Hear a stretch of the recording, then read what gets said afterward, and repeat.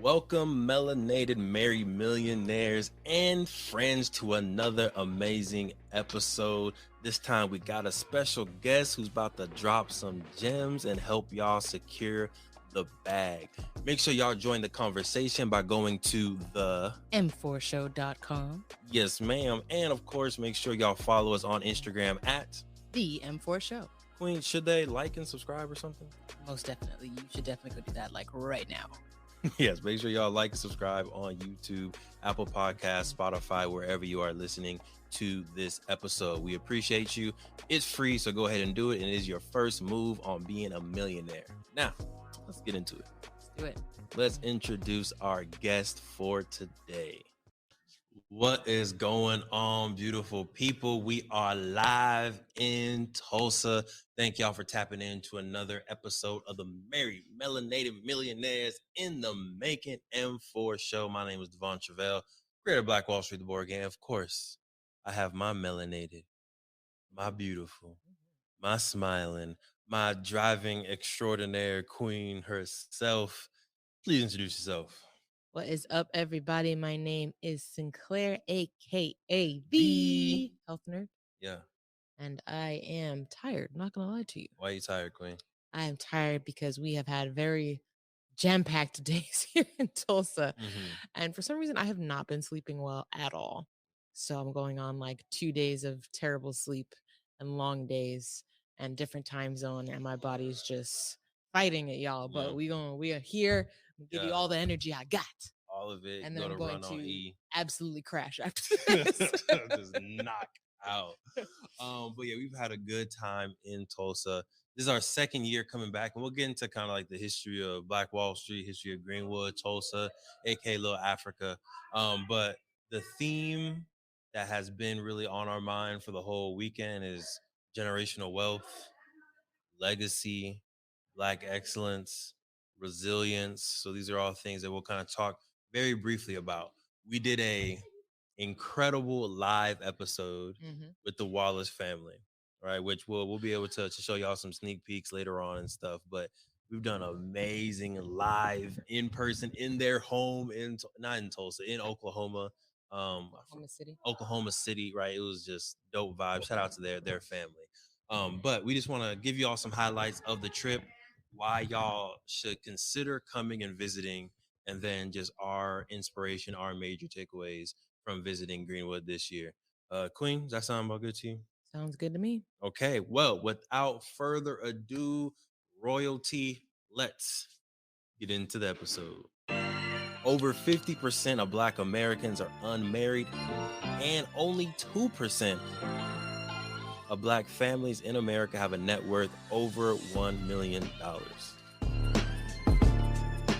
We are on our journey to not only join that 2%, but grow that 2%.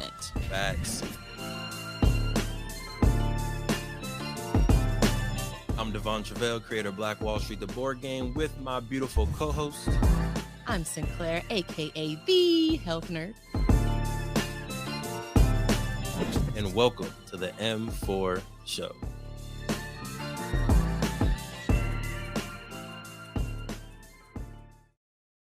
Queen's been on me about my hair all weekend. She's all, oh, look at your hair. Get your hair. So the thing is, I'm getting used to my locks, right? And having them down, it's just in my face, all on my forehead. It's not comfortable. So I feel you. Whenever possible, I like to have it up, out of my face, off my neck, and it feels better. I feel you. I think the consideration is, one, you don't like to bun it up, which, I don't know what your issue with the bun is. I don't like the tucked bun look. Like the ball on top of my head looks feminine to me. The hair out, that looks fine. But you when look like alfalfa. To me, it looks funny. Like, it's better to look slightly feminine because you're comfortable in your masculinity.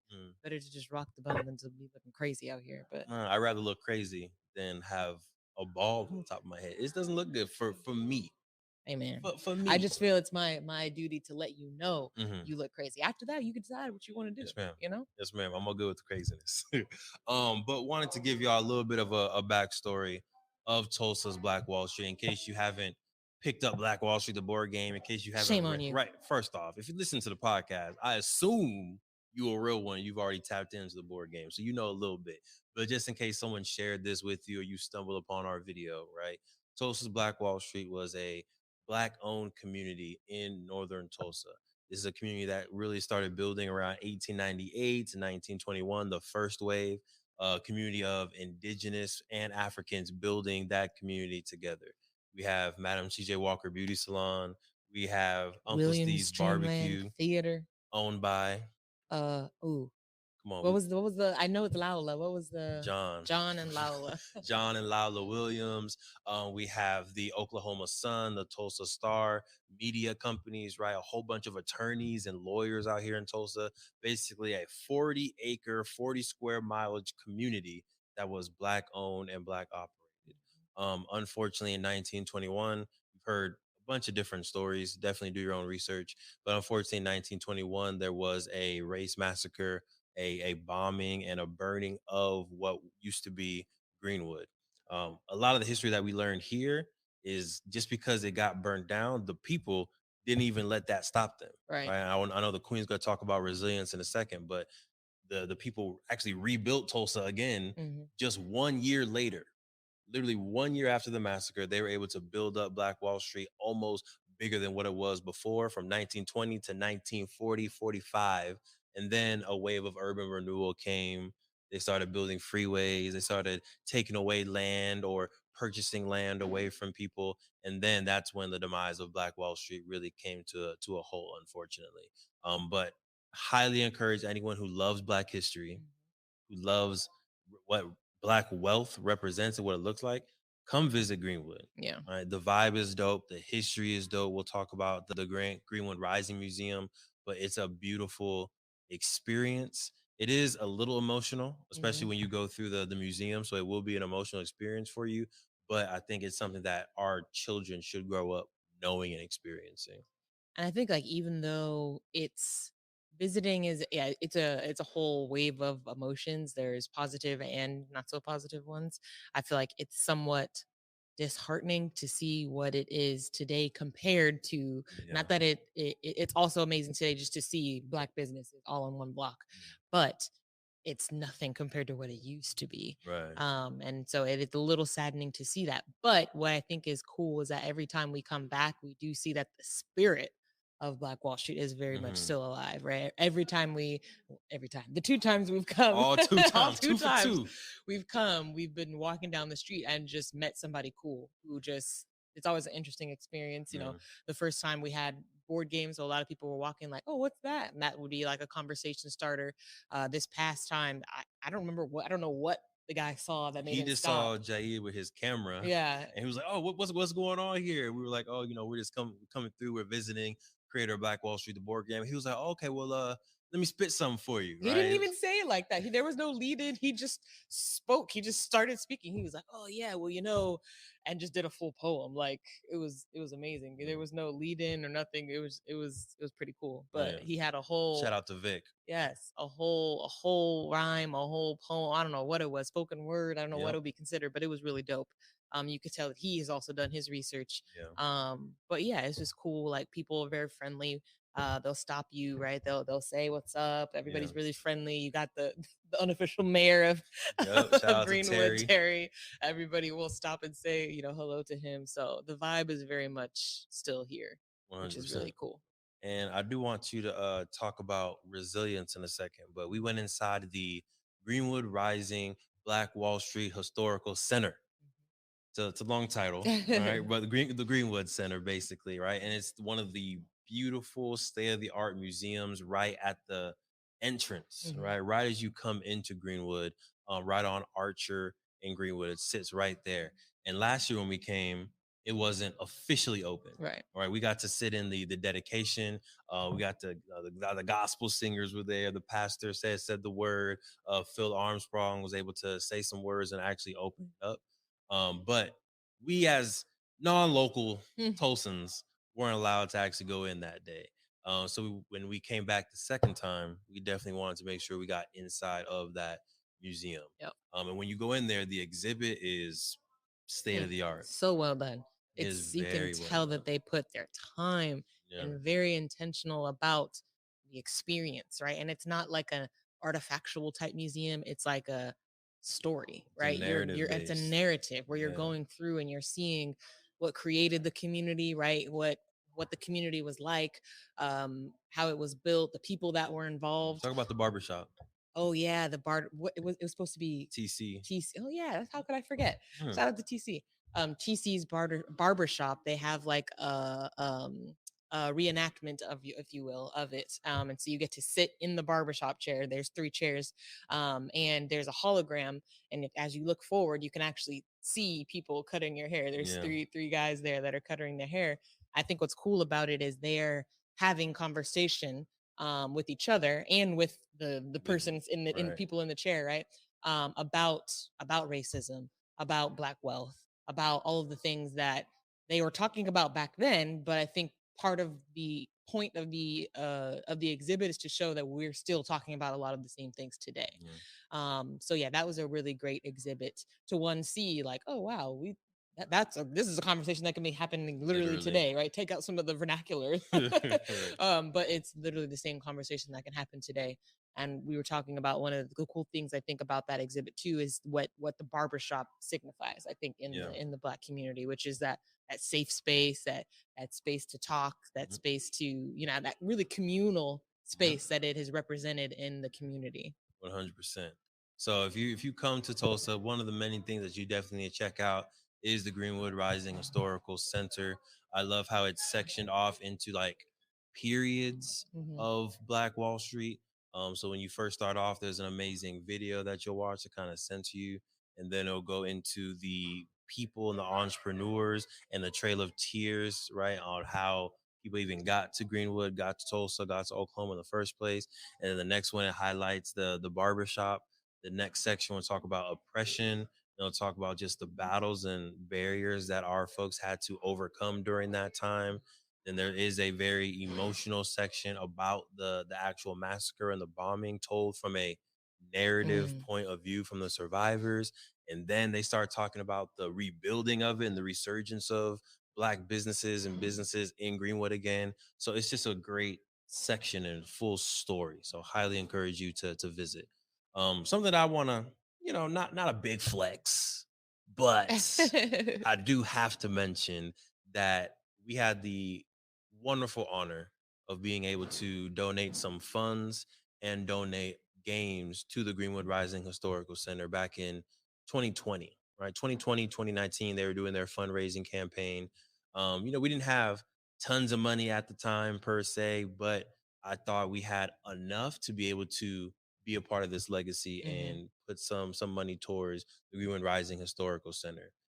So it was beautiful to be able to visit, and we know that we were part of the building of it. We know that we donate games, but it was great to actually go there and see our name, Play Black Wall Street, on the wall with the other donors. Mhm.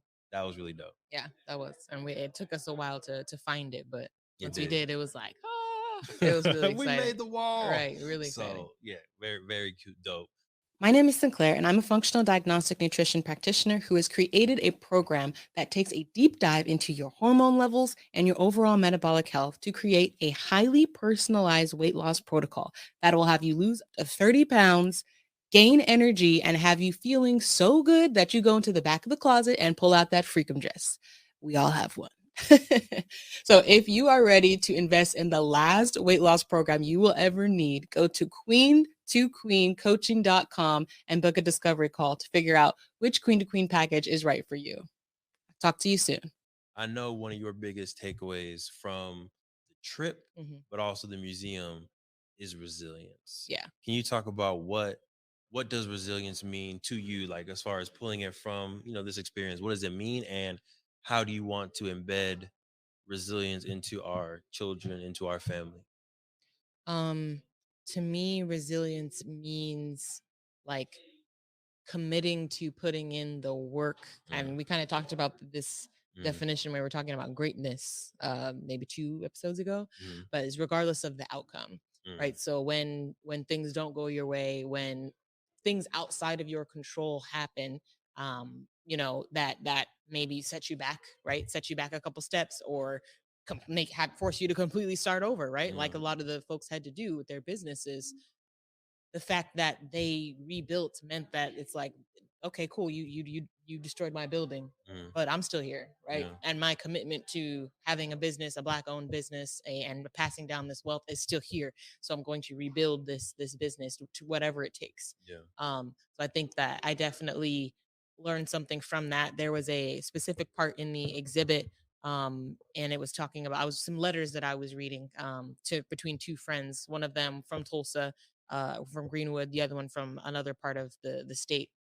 And they were basically like, oh, we heard about what happened down there. We've got a spot for you. We'll be waiting for you, and you come on up. Of course, this is 1920, so they're letters. 2 weeks later. Right. And then the other person basically writes back like, thank you for your concern. Yes, this happened, but we're still here, and they didn't break my spirit. I'm still here, and I plan to stay here. And I think that was really like, whoa, because it was like there was part of me that was thinking like, would I stay here? I don't know. I truthfully don't know. Right. Especially like depends on, I think, if we have a family, like if you have kids and you worry about their safety, like I might have been out there too. Right. But it was really cool to see the resilience of people who were like, this is home, this is our space, and just because they came and did some terrible things, they're not going to run us out of our own town. Right. And that was really, really cool to see, because it's like they dealt with some very outrageously outright racism that we still have to deal with a lot, but it's typically not that outright level. Right. And so it just is like, if they can do that, if they can rebuild their businesses after something like that, then whatever happens to us, we can always rebuild. We can always keep going, and just to keep focused on the mission. So yeah, that's something that I want to instill in our kids from playing the game. Right. I think part of, if hopefully you're a day one and you know what can happen in the game, but history. Right. You get a chance to test your resilience while playing the game. So that's something that I hope that we do, through playing the game, but also just through life. Like when things get hard with our children, right? Rather than being like, okay, well, it's okay, you can quit, right? It's like, no, let's go, keep going. And so that's something that I definitely plan to keep instilling in our children, is that resilience of, no matter what happens, things outside of your control, whatever it is, stick to what you said you were going to do. Stick to that goal. Stick to that, or a better goal. Or right? a better goal. Don't downgrade on your dream. Right. If you want to switch it up, be like, oh, instead of going for 1 million, I want to go for 10 million. Instead of going for a single family home, I want to go for a quadplex. That's cool. You can change that, but do not downgrade your dream because it's getting hard. Right. So I encourage people who are listening, like, really think about, what is that dream that you don't want to give up on? What is that mission, that goal, that dream that you've maybe told at least one other person, that you share with one other person, that you've gotten from your grandma, from your parent, that you want to fulfill, that you will be resilient towards and never give up on? When we started Black Wall Street, the board game, we flopped. Floppity flop. We flopped with our Kickstarter, right? Y'all can go back and listen to the whole story.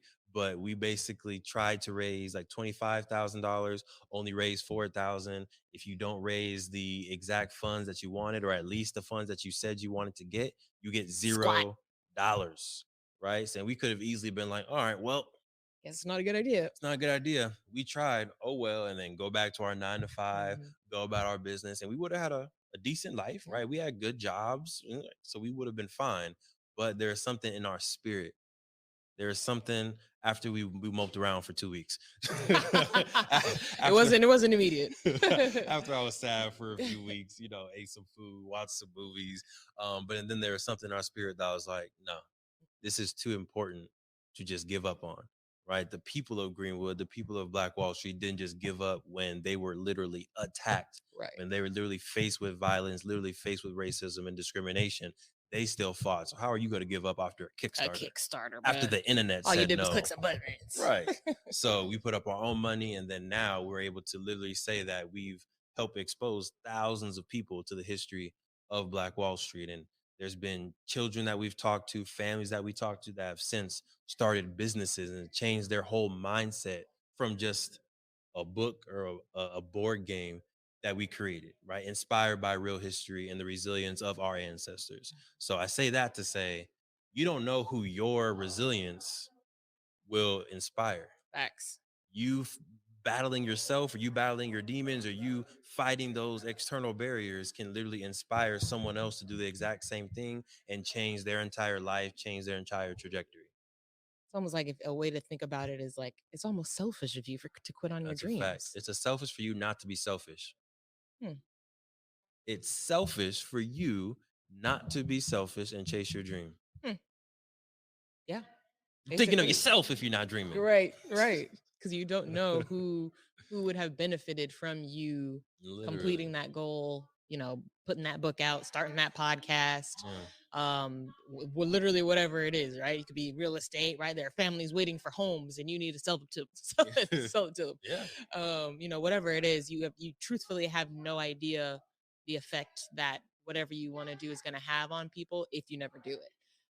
So just think about all of the potential, right? I feel like sometimes we think about ourselves. We think about like, oh man, well, I'm not going to accomplish that, or maybe I won't make as much money, or maybe I won't this. And it's very I focused, right? Yeah. I think once you realize the potential of what your product or what your thing could do, and then reframe it like that. Okay, well, maybe that kid won't start that business and set their whole entire family up for life.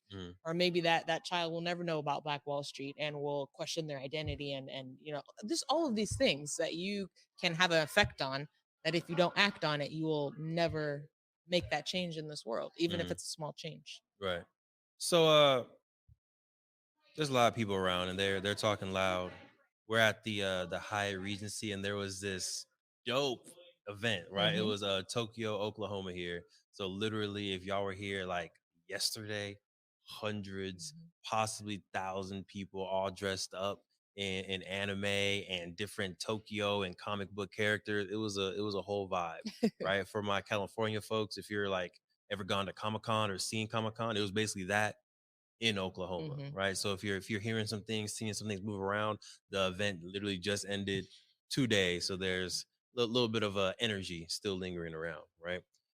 But Queen, yes, maybe last thing before we go, we had the amazing opportunity of interviewing a family that's from Oklahoma. They have literally 3 generations of one, a name, right? We had Sam Wallace Sr., the original, Sam Wallace the second, and then Sammy Wallace the third, little Trey. But also 3 generations of people who are invested inside of creating a book. Right? They had a 7-year-old. I'm not gonna give all the juice. Make sure y'all watch that episode. It's coming out next week. It's gonna be fire. That episode, y'all. I'm excited because it's our first live one. Yep. We had the stationary camera. We had Jair with the movable camera. He's gonna do his chop up edits, and it's gonna be something different. All right. So make sure y'all look out for that. But the biggest takeaway that I'm taking away from that one is you need to think long term. Yeah. Which I think we're pretty good at doing that already, but I think it's a different mindset when you think long term for your kids. Right. All right. So it's not about where do you want to be in 30 years? It's about how can you make sure that your kids, when they turn 18, they're free. It's a different type of lifestyle if your kid chooses to go to college or they choose to do X, Y, and Z, and they don't have to worry about tuition. They don't need to worry about getting their first job outside of college because they already have all their expenses paid for and they have millions of dollars in the bank. They have their properties, they have their books and portfolios, and they're just walk through life different. It's different, y'all. It's different. And that's the lifestyle that we want. That's the dream that we want to, I think, pass down to our kids. Can you talk about your takeaway or any inspiration that you got from the Wallace Kingdom? I think it was just how intentional they were with everything that they are doing. Yeah. They're into real estate. They've got the books popping, and everything we asked them, they were just very intentional about like, this is for the kids. Yeah. Right. Even the real estate, they were like, oh, it's cool that we get to cash flow. But really what we did this is so that in 15 years, in 20 years, this is paid off and we can give it to the kids. Right. So it was really cool just to see that the decisions that they're making today are very much inspired and very much for the future of their children. Yeah. So I think that was what the biggest takeaway that I took away was is make sure, like, almost like reverse engineering, right? Think about the life you want your kids to have when they're an adult, and reverse engineer that to what you need to be doing today. Because I think that's a good way to figure out. It's never too early, basically. No. Right? Even us right now, like, we're very intentional. We don't have kids yet, so we have a long time until they're 18, 20, 21. But we're thinking about those types of things now, because it's never too early to put those things in place. Right. And I think it does take a level of forethought, of really being strategic, thinking out and planning out and writing out your 5-year, 10-year, 20-year, 30-year plan, and putting those plays together, and making sure that you are making the steps you need to make that a reality. 100%. So what I want y'all to do, if you're listening, if you're watching, make sure you share this podcast with at least one other family, one other couple that you want to see win. We are all about generational wealth. We're all about sharing knowledge. So if you can do us a favor and make sure you share this podcast, the Melanated Married Millionaires in the Making podcast, with another M4 couple in your life. My question for you in our Ask Declare segment is, we talked about being selfish is about chasing your dreams, and then being able to pass down wealth or property or intellectual property to your kids in the future. All right. So it's kind of about being able to jump, leap, chase your dream, but and then that dream being able to allow your kids to then live their dream as well. So what is a dream that you plan to achieve for Kendry? A dream that you plan to achieve so that you can get some type of wealth, whether it's intellectual property, whether it's an actual property, because I know you in your real estate bag these days, that you then can pass down to Kendry, pass down to Sage, pass down to Delton, pass down to Dwight, for them to be able to live their best life, right? Yeah. If you got it, I know I got mine. I got okay. it. Oh, hit it. Yeah, so I think it would be, I mean, I have multiple things that came to mind, but one, like, financially, would be a large commercial building. I know we're in the talks. How many units? Talk to me. Let's go. Let's make this dream real.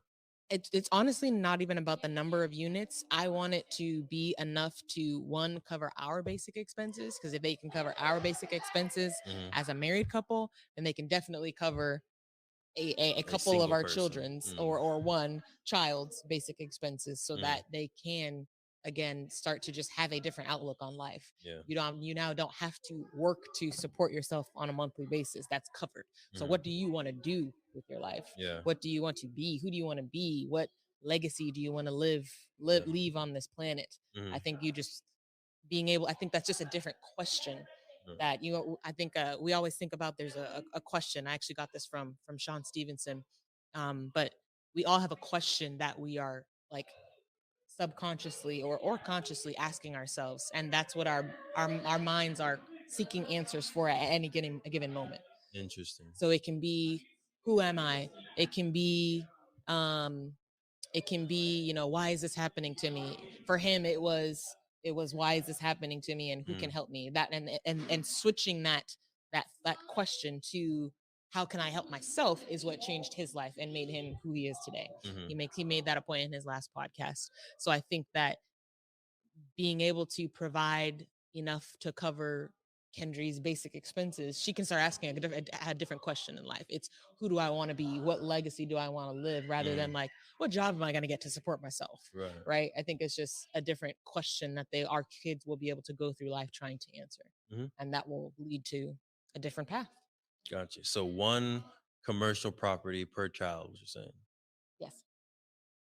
5 units or 10 units, 8 units. I know you didn't say, but I want, I like to make it concrete. Whatever, like, it varies. If it's a 5 unit that can cover the basic expenses, great. If it's and then the reason I say that is because a 5 unit in California is much different than a 5 unit in Chicago. So 5 to 10. tangible. I'm just trying to get us nice tangible dreams.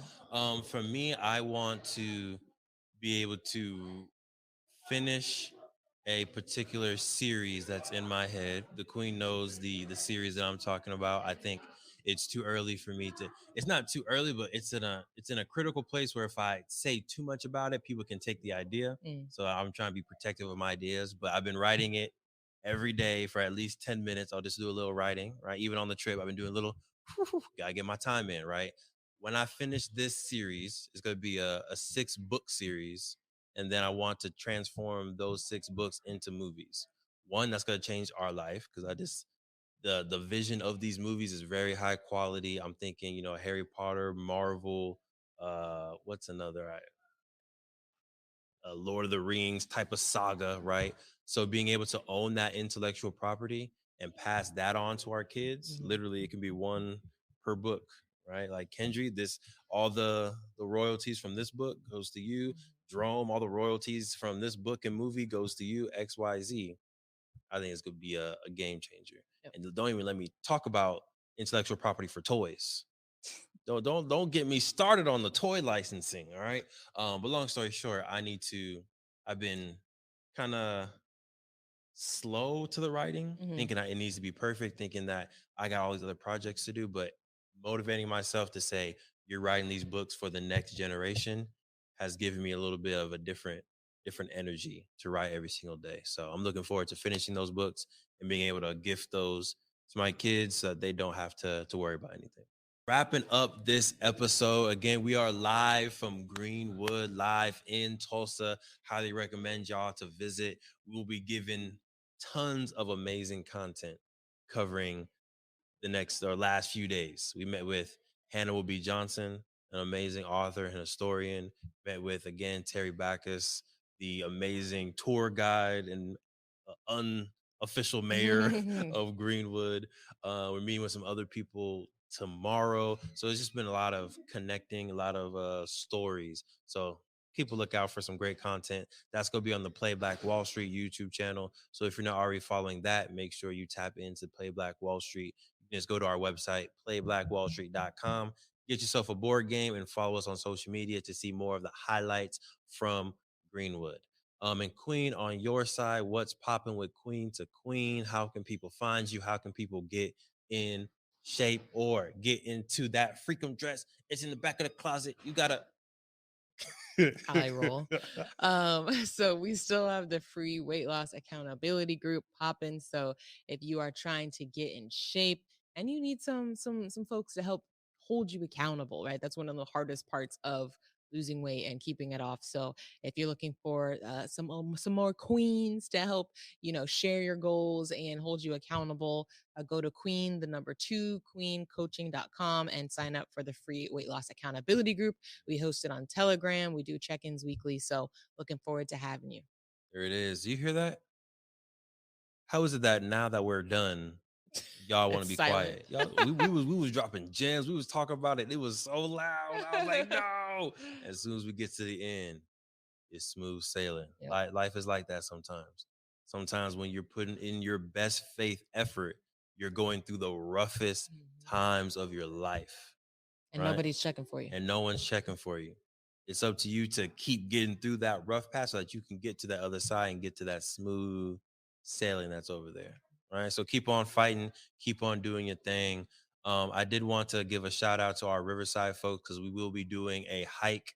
Is our first kind of in-person M4 situation at Mount Rubidoux on August 13th. So if you are in the Riverside area, you're watching this live, tap in. You can join the Black Riverside County Facebook group. It is not ours. It is an open community, but a lot of really fun stuff out there if you're in the IE. And we will be at Mount Rubidoux August 13th doing a live hike. So come tap in with us. Afterwards, we'll go to the farmer's market, go have some brunch. It's going to be a good time. So come on, tap in. All right. Oh, yeah. But we appreciate y'all. As usual, make sure y'all secure the marriage, secure the love, and secure the bag.